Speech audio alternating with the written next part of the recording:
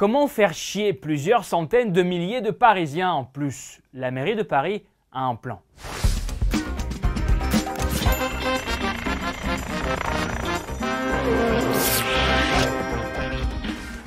Salut, je suis Oleg Schomer et c'est le blog à part. Anne Hidalgo veut définitivement interdire le centre de Paris aux véhicules à partir de 2022. Les automobilistes devront libérer 7% d'espace de la ville en plus. Mais avant, les autorités ont fait les comptes. C'est très important. Il paraît que chaque jour, 180 000 voitures circulent à l'intérieur de cet espace, dont 100 000 sans faire aucun arrêt. La mairie de Paris pointe du doigt Rome et Madrid, comme quoi là-bas aussi il y a les mêmes restrictions. Les arguments sont toujours les mêmes. Écologie, vélo, trottinette, etc. Une fois de plus, on fait les calculs à notre place et on décide pour nous avec quoi doit-on se déplacer. La mairie de Paris estime que seulement 30% des automobilistes qui transitent par le centre ont réellement besoin de leur véhicule. En gros, les autres 70% qui n'ont rien à y faire prendront le bus. Anne Hidalgo nous assure que le transport privé c'est un anachronisme, le siècle dernier, un truc complètement révolu. Mais elle-même ne se précipite pas de prendre le métro.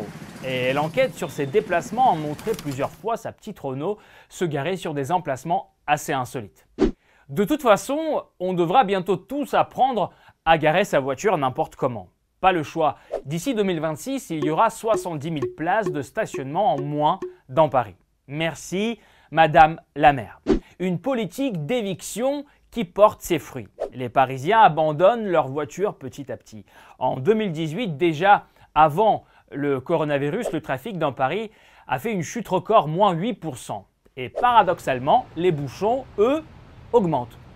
De plus en plus de voies sont réservées aux vélos, les travaux, eux, ne s'arrêtent pas une seconde. En fait, on pense avoir les automobilistes à l'usure. Celui qui ne cède pas et ne veut pas prendre le bus perdra du temps dans les embouteillages. Depuis le début de la crise de Covid-19, Paris ne reçoit plus les touristes et désormais les commerces se préparent au pire.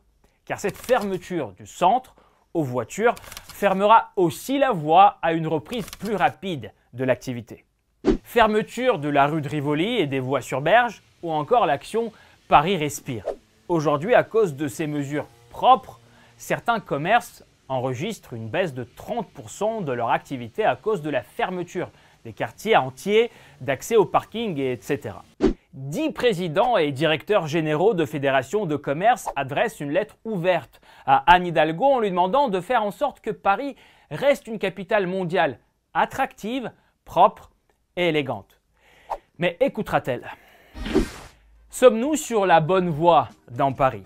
Laissez vos commentaires, likez cet épisode, partagez-le, souscrivez à Blog à part. À dimanche.